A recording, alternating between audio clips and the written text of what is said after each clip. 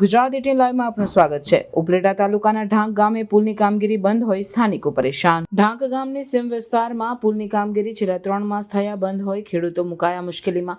પુલ બનાવવા માટે મસ્ત મોટા ખાડા કર્યા, પરંતુ ખાડામાં 3 મહિના થયા પાણી ભરાયેલું હોય સ્થાનિક ખેડૂતો પરેશાન। સ્થાનિક ખેડૂતોએ પુલ ઉપર ભેગા થઈ સૂત્રોચ્ચાર કર્યા। ચોમાસું નજીક હોય, વાવણીનો સમય હોય, પુલ બંધ હોય, ખેડૂતો પોતાના સાધનો નથી લઈ જઈ શકતા।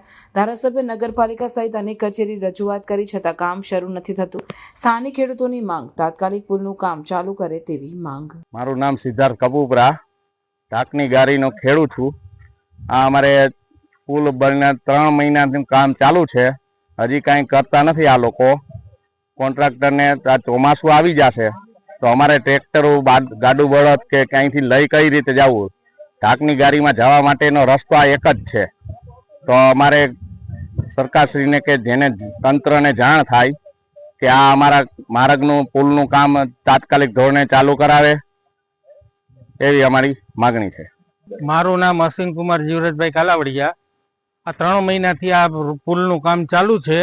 અમે ધારાસભ્ય, નગરપાલિકા ધક્કા ખાઈ થાક્યા તો એ જે આ કોઈ વસ્તુનો નિકાલ આવતો નથી ને ચોમાસાની અંદર અમે આ ખેડૂત અમારી હાલત શું થશે એ કાંઈ ખબર નથી પડતી। તંત્ર જાગે તો આનો કંઈક નિકાલો આવે, નકર અમે ગાંધીજીએ માર્ગે ગમે એ પગલા ભરશું। આજે પુલ છે કઈ જગ્યાએ આવેલો? આ ઢાંકને માર્ગે ઉપલેટા મેકાટીંબીને જોડતો માર્ગ છે। આ ઢાકનો માર્ગ જૂનો માર્ગ છે। આ બાબતની રજૂઆત કોને કોને કરે? નગરપાલિકામાં રજૂઆત કરેલી છે, ધારાસભ્યને રજૂઆત કરેલી છે, કોન્ટ્રાક્ટરને રજૂઆત કરી? કોન્ટ્રાક્ટરને રજૂઆત કરેલી છે, પણ કોન્ટ્રાક્ટર કોઈ જાતનો જવાબ જ નથી આપતો। આગામી સમયમાં કામગીરી નહીં થાય તો ગાંધીજીએ માર્ગે અમે આંદોલન કરશું। હા, મારું નામ કાળુભાઈ ચંદ્રવાડિયા।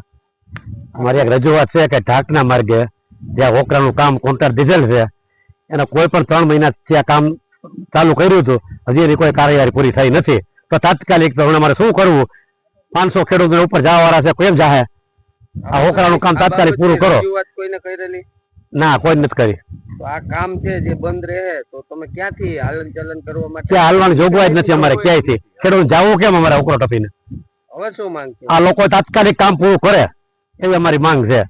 આ કામ પૂરું નહીં થાય તો આગામી સમયમાં શું પગલા લે? તો બધા ખેડૂતો આંદોલન કરશું, ઉપવાસ વધુ કરશું, બરોબર? મામલતદાર રજૂઆત કરશું, કલેક્ટર રજૂઆત કરશું, બીજું શું કરવું અમારે?